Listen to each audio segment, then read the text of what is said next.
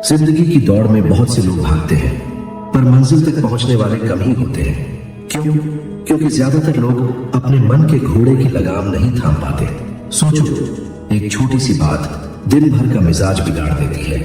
कोई तीखी टिप्पणी, अचानक आया कोई बिल, या किसी की नजर का तीर। सुबह जोश से भरी शुरुआत होती है और शाम तक मन हार जाता है, शिकायतों और बेचैनी में डूब जाता है।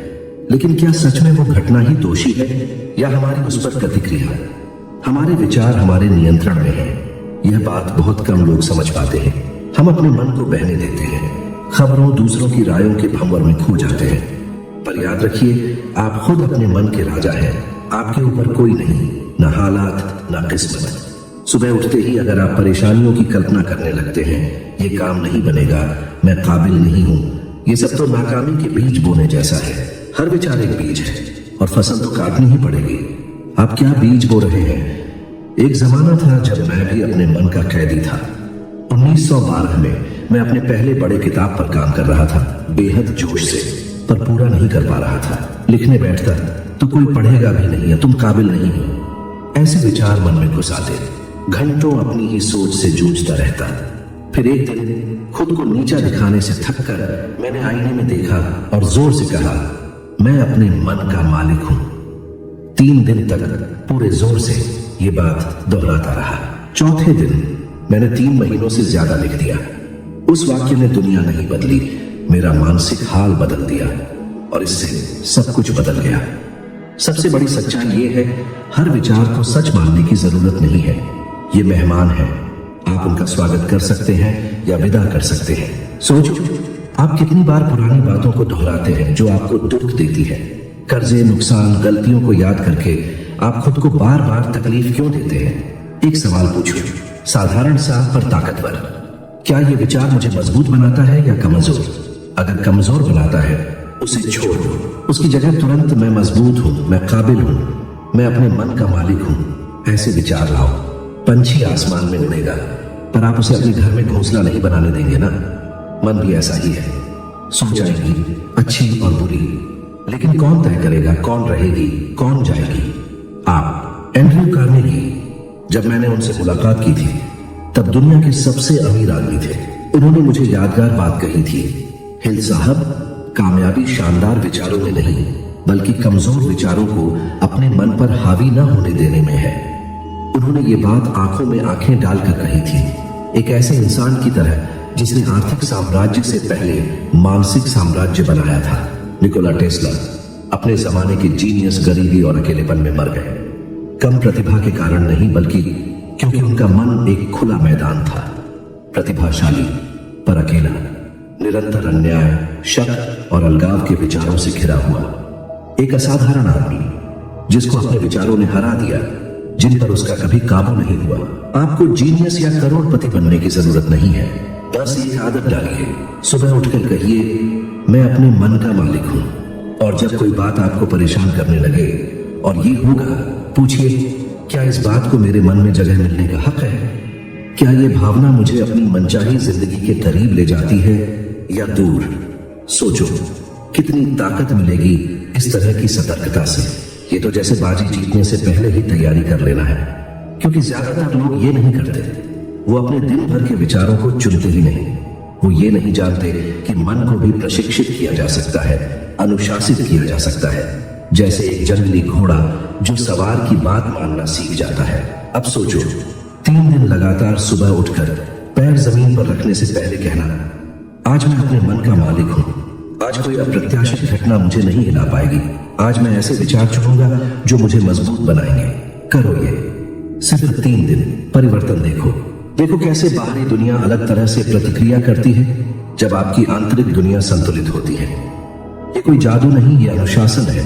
और अगर फिर भी शक हो तो सोचो, आपने कितने मौके गंवा दिए हैं अपने मन के गुलाम बनकर, कितनी बातें नहीं की, कितने काम अधूरे छोड़े, कितने दरवाजे नहीं खोले, बस इसलिए क्योंकि आपने कुछ विचारों को सच मान लिया था।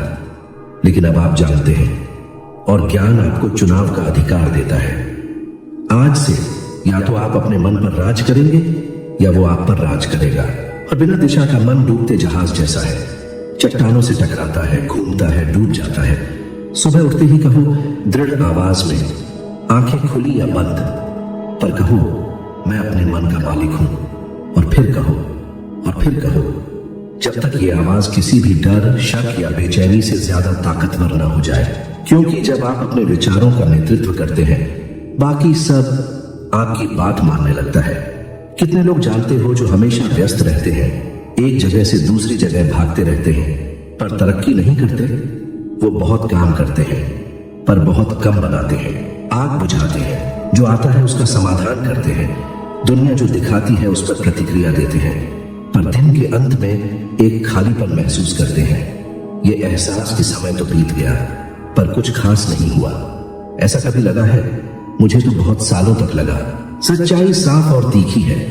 जिसका कोई निश्चित लक्ष्य नहीं होता, वो दूसरों के लक्ष्यों की पूर्ति में लग जाता है। बिना किसी क्यों के उठना, बिना नक्शे के घर बनाना जैसा है। हर दीवार सही लगती है जब तक कि सब कुछ बिखर न जाए। जिंदगी के सबसे मुश्किल दौर में मैं एक काम से दूसरे काम में उलझा रहता था, एक विचार से दूसरे विचार पर कूदता रहता था। एक महीना बिजनेस करना चाहता था, दूसरे महीने सब छोड़ देने का मन करता था। कहता था कि मौके नहीं है, पर मौके थे, दिशा नहीं थी। तभी मैंने हर सुबह पूरे विश्वास से कहना शुरू किया, आज मैं एक निश्चित लक्ष्य चुनता हूं। तभी सब बदलने लगा। जादू से नहीं, बल्कि इसलिए कि मेरी ऊर्जा, मेरे फैसले, मेरे काम एक वास्तविक, ठोस, मेरे द्वारा चुने गए लक्ष्य से जुड़ गए।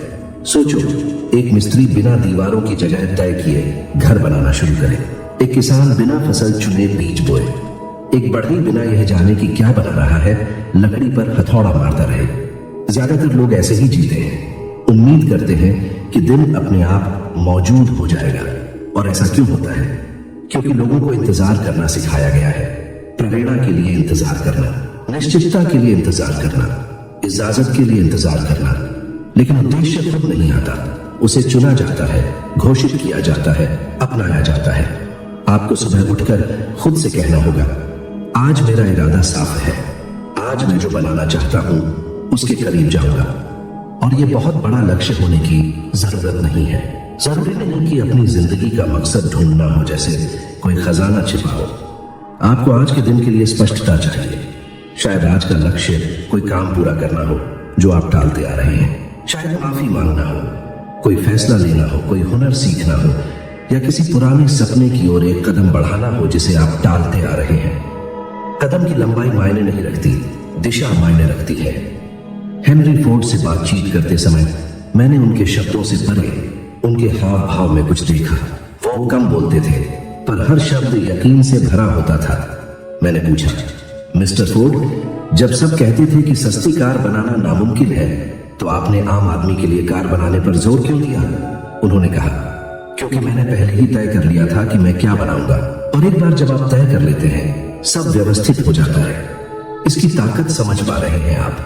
जब आप अपने लक्ष्य को साफ साफ घोषित करते हैं, तो आपके हाथ आदत के औजार नहीं, रचना के औजार बन जाते हैं। आपका शरीर ज्यादा मजबूती से काम करता है। आपका मन वो छानने लगता है जो काम का है और जो बेकार। कोई अपमान आपको पहले जैसा प्रभावित नहीं करता, क्योंकि आपके पास करने के लिए ज्यादा जरूरी काम है।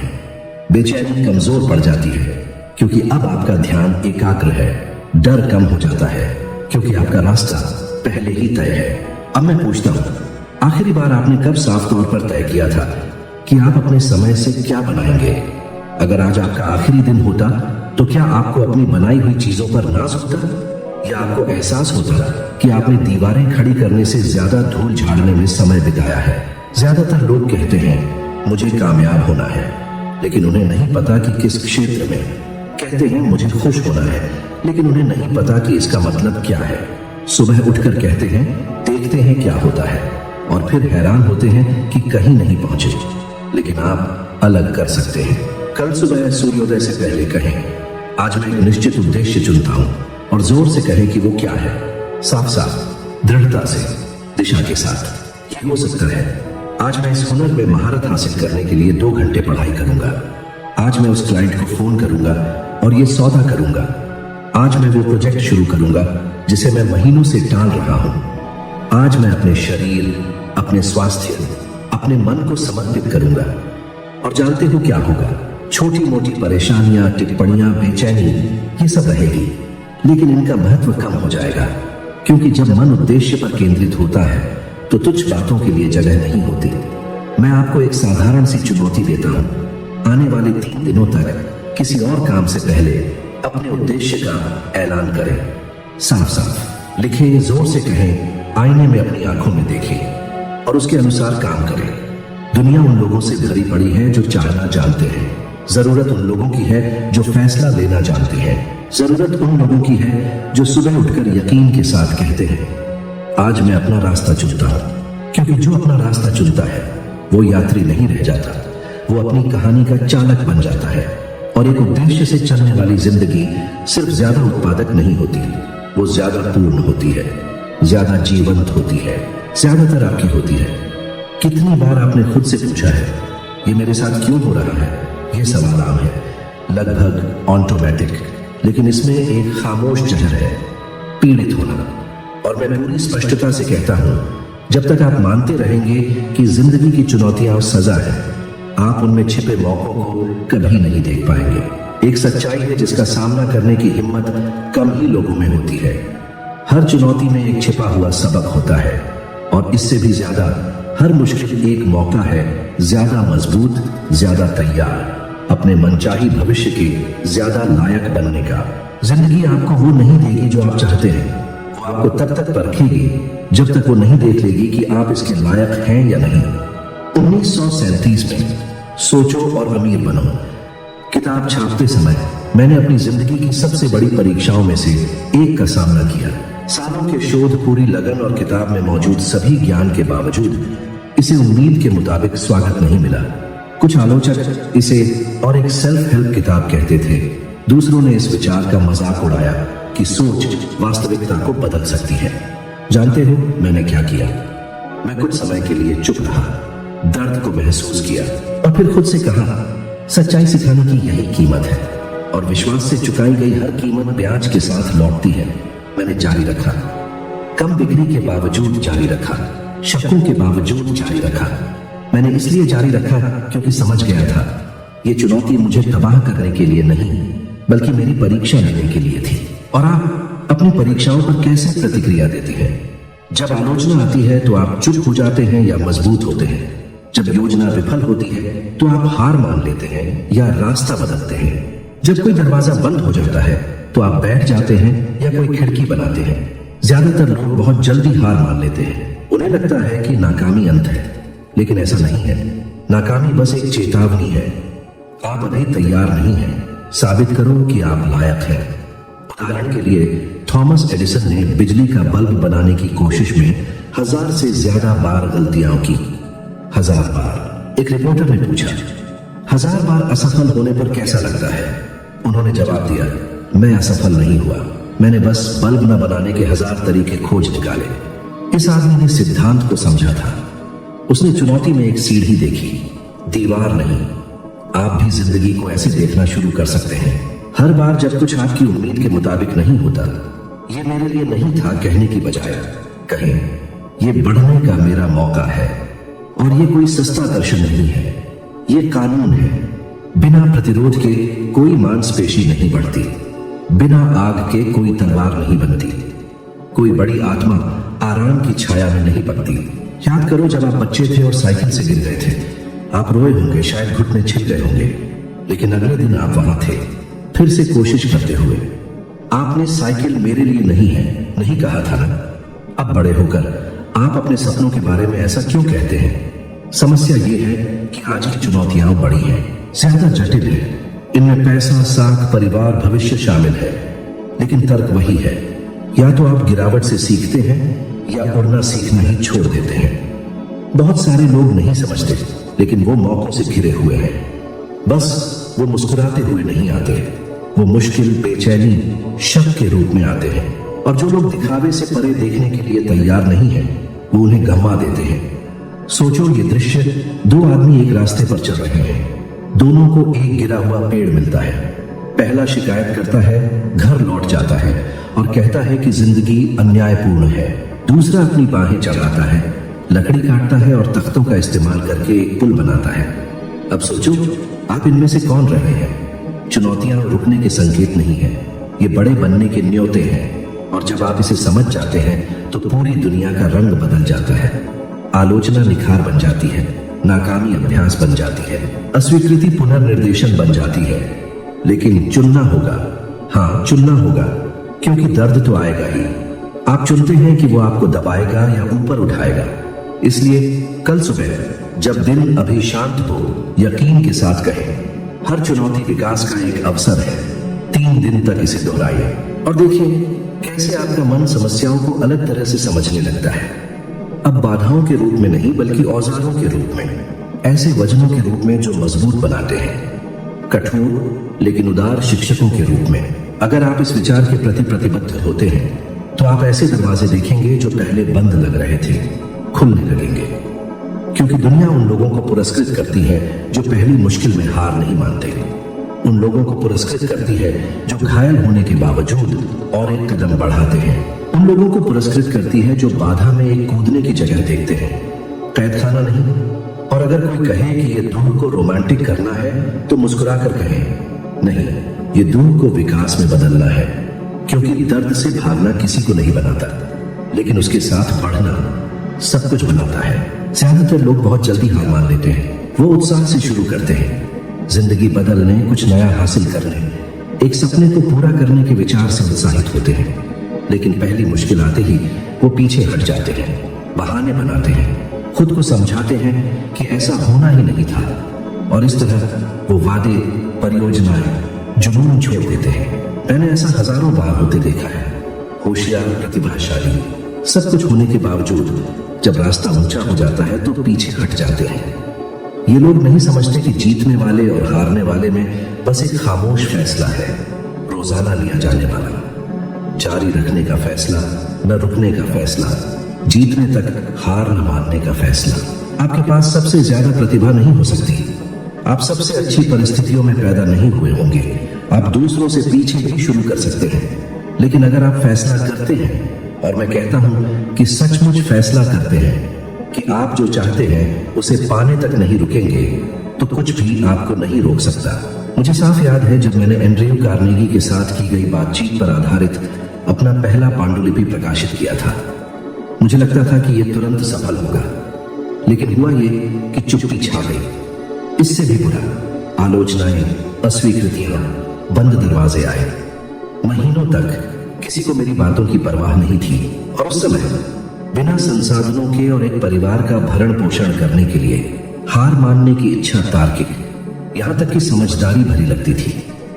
लेकिन मैं बैठ गया, गहरी सांस ली और खुद से कहा, मैं जीतने तक रुकने से इनकार करता हूं। और यही वाक्य, साधारण, कच्चा, ताकतवर, मुझे आगे बढ़ाया। तारीफों से नहीं, किस्मत से नहीं, प्रेरणा से नहीं, लगन से। जब लगता था कि कुछ भी काम नहीं कर रहा है, तब भी जारी रखने का दृढ़ फैसला। और देखो, यही ज्यादातर लोग गलती करते हैं। उन्हें लगता है कि अगर उन्हें तुरंत नतीजे नहीं दिख रहे हैं तो सब कुछ गलत हो रहा है। लेकिन वो गलत है, क्योंकि असली प्रगति अक्सर शुरू में दिखाई नहीं देती। मेहनत फल देने से पहले जड़ें जमाती है। और अगर आप अभी हार मान लेते हैं तो शायद आप जीत से एक कदम दूर सब कुछ छोड़ रहे हैं। उस पर्वतारोही के बारे में सोचो जो पहाड़ चढ़ रहा है, नीचे से छोटी पहुंच से बाहर लगती है। वो एक हिस्सा चढ़ता है, दर्द महसूस करता है, ठंड चेहरे पर लगती है, हाथ खून से लथपथ होते हैं। और यहीं पर बहुत से लोग ऊपर देखते हैं और कहते हैं, ये मेरे लिए बहुत ज्यादा है, और वापस लौट आते हैं। लेकिन जो लगातार कोशिश करता है, जो डर के बावजूद, छोटी न दिखने के बावजूद और एक कदम बढ़ाता है, वही पहुंचता है।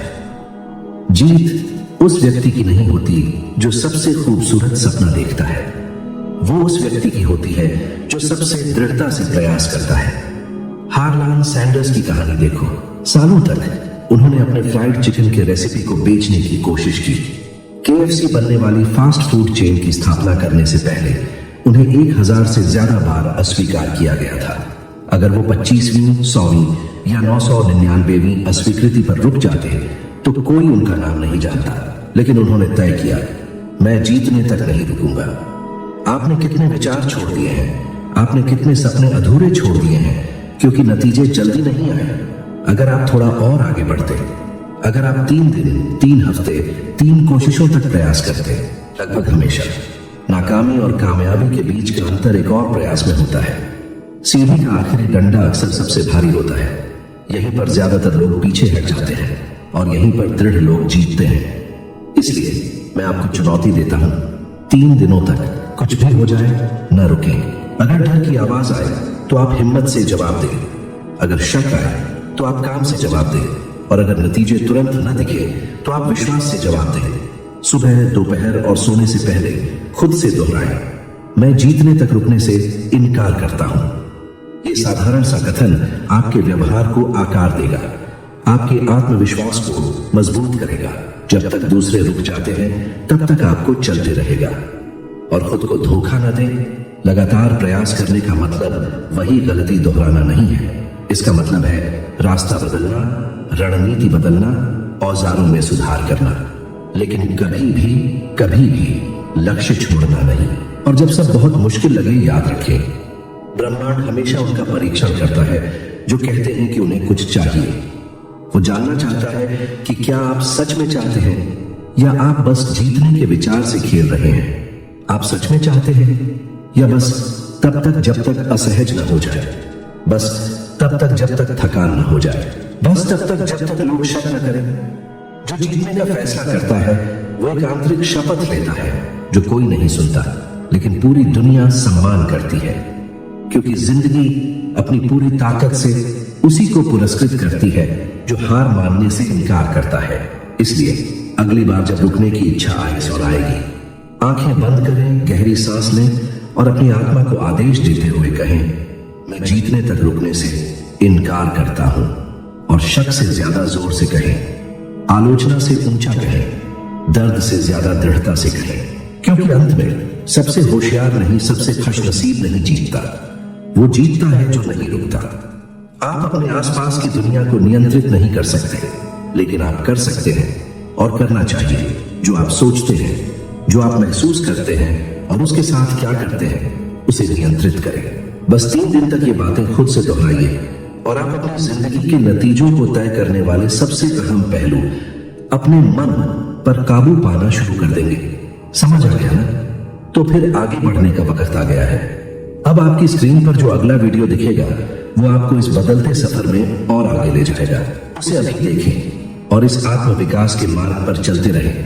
हर दिन थोड़े बेहतर बनने की कोशिश करते हुए, खुद को निखारते हुए, लगातार आगे बढ़ते हुए, अपनी पूरी क्षमता का उपयोग करते हुए, अपनी कमजोरियों को ताकत में बदलते हुए, अपने सपनों को पूरा करते हुए, नई चुनौतियों का सामना करते हुए, दुनिया में कुछ खास करने की कोशिश करते हुए, दूसरों को प्रेरित करते हुए, अपने अंदर के हीरो को जगाते हुए। ये इस पर कभी खत्म नहीं होता, ये तो बस एक शुरुआत है, और ये शुरुआत आपको एक बेहतर इंसान बनाएगी। आपके साथ जुड़ने के लिए शुक्रिया और मिलते हैं अगले वीडियो में।